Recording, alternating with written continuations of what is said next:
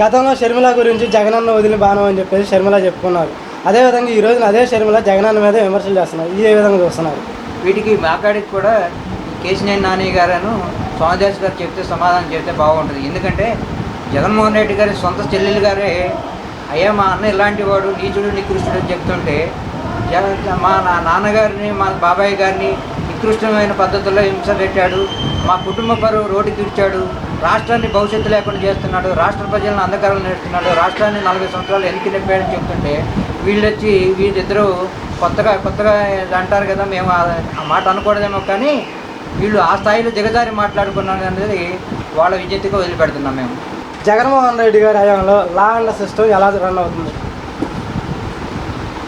జగన్మోహన్ రెడ్డి పరిపాలనలో రాజ్యాంగ వ్యవస్థలన్నీ నిర్వీర్యం అయిపోయి చట్టం అనేది ఎక్కడా లేదు.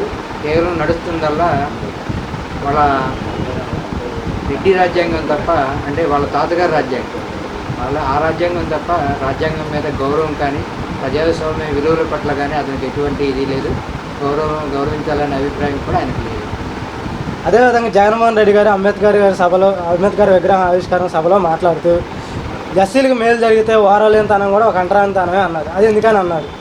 ఇప్పుడు రాష్ట్రంలో ఉన్న ఎస్సీ ఎస్టీ బీసీ మైనార్టీని అభివృద్ధి చేయాలి అంటే వాళ్ళకి గతంలో ఉన్న పథకాలని కంటిన్యూ చేస్తూ ఇంకా కొత్తగా వాటికాడికి భిన్నమైన పథకాలు చేసుకొచ్చి వాళ్ళకి అభివృద్ధి చేస్తే అభివృద్ధి పదాన్ని నడిపినట్లయితే వాళ్ళని అభివృద్ధి చేసినట్లు అవుతుంది.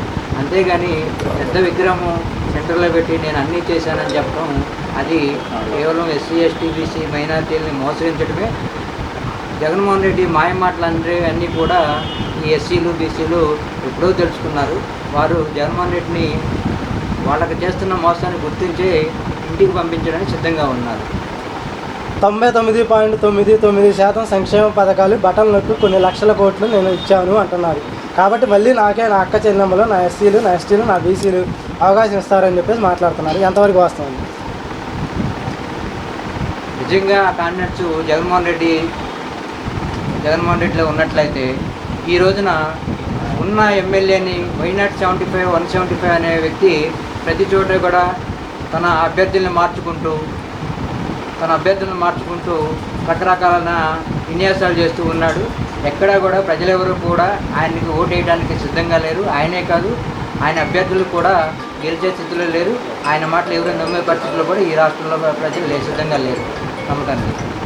అదేవిధంగా జగన్మోహన్ రెడ్డి గారు కానీ వైవి సుబ్బారెడ్డి గారు కానీ ఎవరైనా మాట్లాడినా సరే ఎస్సీలకి, అదేవిధంగా ఎస్టీలకి, అదేవిధంగా మైనార్టీలకి జగన్మోహన్ రెడ్డి ప్రభుత్వం తప్ప చంద్రబాబు నాయుడు ఎటువంటి పని చేయలేదు.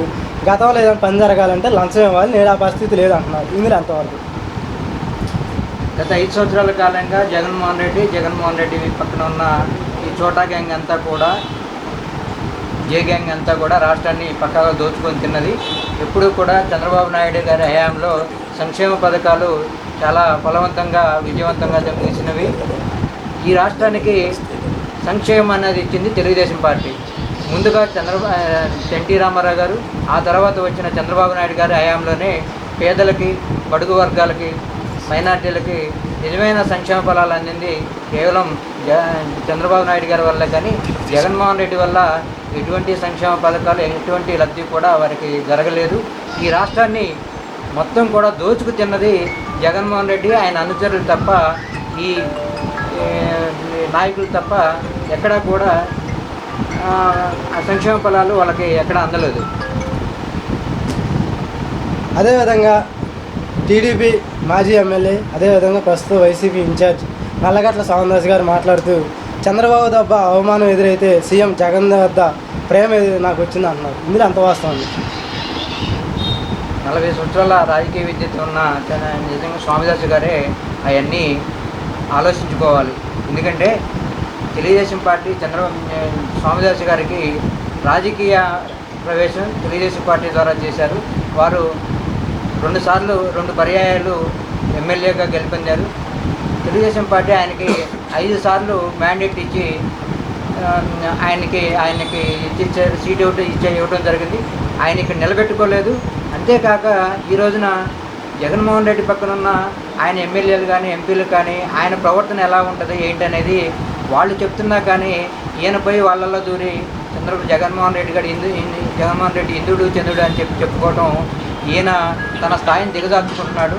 ఇంకో విషయం ఏంటంటే స్వామిదాస్ గారు 40 సంవత్సరాలు తెలుగుదేశం పార్టీలో ఉండి మంచి ఏంటి చెడేంటి, చంద్రబాబు నాయుడు గారి వ్యక్తిత్వం ఏంటి, తెలుగుదేశం పార్టీలో ఆయన పొందిన లబ్ధి ఏంటి అని అన్ని విషయాలు తెలిసి ఉండి కూడా ఈరోజు కేవలం సీటు కోసం, ఇరువురు ఎమ్మెల్యే సీటు కోసం తెలుగుదేశం పార్టీ మీద చంద్రబాబు నాయుడు గారి మీద వారి కుటుంబ సభ్యుల మీద అబండాలు వేయడం అనేది ఆయన స్థాయికి తగిన ఇది కాదు. ఆయన స్థాయిని తనకు తానుగా దిగదార్చుకున్నాడు తప్ప దానివల్ల చంద్రబాబు నాయుడు గారికి కానీ తెలుగుదేశం పార్టీకి కానీ ఎటువంటి ఇబ్బంది లేదు, ఎటువంటి నష్టము జరగదు. అదేవిధంగా కేశినేని నాని గారు మాట్లాడుతూ 3వ తారీఖున చంద్రబాబు నాయుడు గారు రాజకీయ సమాధి కట్టుకున్నారు అంటున్నారు. ఇందులో ఎంత వాస్తవం ఉంది? నిజంగా కేశినేని నాని గారికి ఆ స్థాయి ఉన్నట్లయితే ఈ ఎన్టీఆర్ జిల్లాలో ఉన్న ఏ ఒక్క నాయకుడైనా ఆయన సపోర్ట్ చేశారా? ముందు ఆయన ఆలోచించుకోవాలి. నేను బయటికి పోతున్నానంటే బహిరంగంగా వచ్చి నేను తెలుగుదేశం పార్టీని వీడి కేశినేని నాని గారి పక్కన తిరుగుతున్నాను, ఆయనతో పాటు నేను కలిసి నడుస్తున్నాను, ఆయన ఎమ్మటి నడుస్తున్నానని చెప్పిన ఏ ఒక్క తెలుగుదేశం పార్టీ నాయకులైనా ఉన్నారా?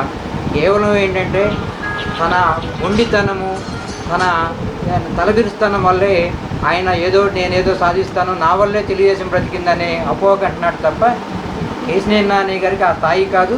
చంద్రబాబు నాయుడు గారిని విమర్శించే స్థాయి అతనికి లేడు. ఆయన అనుకుంటుంది ఏది కేవలం బ్రహ్మ.